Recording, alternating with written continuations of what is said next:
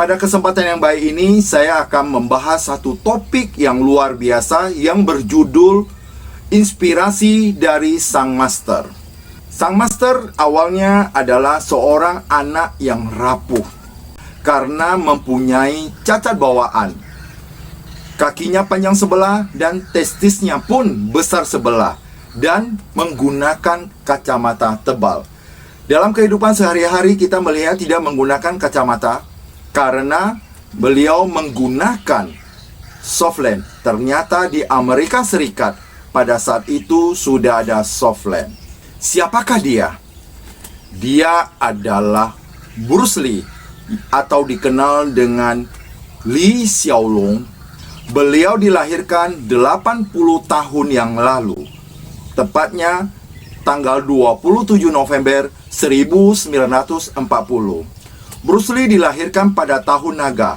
Kemungkinan itulah orang tuanya memberikan namanya Hsiao-long atau naga kecil.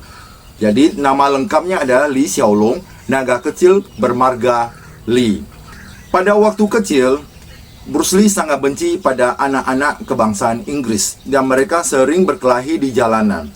Dan Bruce Lee beserta teman-temannya selalu mengalami kekalahan. Tidak terima akan kekalahan tersebut, dia mulai berpikir untuk belajar seni bela diri. Akhirnya, Bruce Lee berunding kepada ibunya. Dan pada usia 13 tahun, dia mulai belajar Wing Chun kepada Master Ip Man yang pernah kita nonton dalam serial Ip Man 1 sampai Ip Man 4. Sebenarnya Bruce Lee bukanlah orang Chinese asli, karena ibunya blasteran Jerman. Berarti seperempat dari darah Bruce Lee adalah darah Jerman. Selain belajar dengan Master Ip Man, Bruce Lee juga belajar dengan Master Kung Fu Siu Hon Sung. Berkat kecerdasannya, Bruce Lee dapat menguasai banyak jurus. Sebanyak 30 jurus yang harus dipelajari selama 3 minggu, Bruce Lee bisa menguasai hanya dalam waktu 3 malam. Itu yang luar biasa dari Bruce Lee. Untuk melenturkan gerakan kungfunya, Bruce Lee juga mengambil kursus tarian cacah untuk melenturkan kaki dan tangannya serta keseimbangannya. Setelah belajar kungfu, Bruce Lee ingin mencoba ilmunya, maka terjadilah perkelahian di jalanan yang bahkan melibatkan kepolisian. Orang tuanya dipanggil polisi karena kenakalan dari Bruce Lee. Karena sering terlibat dalam perkelahian tersebut, akhirnya ayahnya mengirim Bruce Lee kembali ke San Francisco untuk sekolah di sana. Dan setelah tamat dari SMA, Bruce Lee melanjutkan ke Universitas Washington dengan jurusan filsafat. Ternyata Bruce Lee adalah seorang mahasiswa, bahkan mungkin seorang sarjana yang hebat dalam filsafat. Ternyata Bruce Lee adalah seorang kutu buku. Dikatakan bahwa setelah beliau meninggal, ditemukan ribuan jilid buku yang terdapat di dalam ruangan latihannya.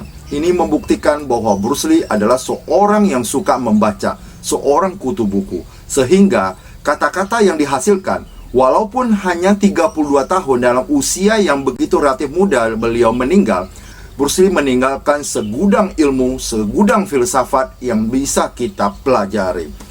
Dalam waktu yang begitu singkat, Bruce Lee sudah meninggalkan berbagai macam kata-kata motivasi dan inspirasi yang bisa memotivasi dan inspirasi kepada banyak orang. Pada kesempatan ini saya berbicara tentang Bruce Lee adalah bagaimana Bruce Lee ini bisa menjadi seorang yang sangat sukses. Sebelum dia menjadi seorang superstar, pada Januari 1969, beliau pernah menulis secari kertas dengan judul Tujuan Utama Saya. Dalam secari kertas tersebut, beliau mengatakan bahwa saya, Bruce Lee, akan menjadi seorang superstar oriental pertama dengan bayaran tertinggi di Amerika Serikat. Sebagai imbalannya, saya akan memberikan akting terbaik dan berkualitas dalam kapasitas seorang aktor. Mulai tahun 1970, saya akan terkenal sejagat. Hingga akhir tahun 1980, saya sudah memiliki 10 juta dolar. Saya akan hidup damai, sentosa, dan bahagia. Bruce Lee, Januari 1969. Tulisan Bruce Lee tersebut di secari kertas biasa. Setelah dilelang, terjual dengan harga 29.500 US dollar.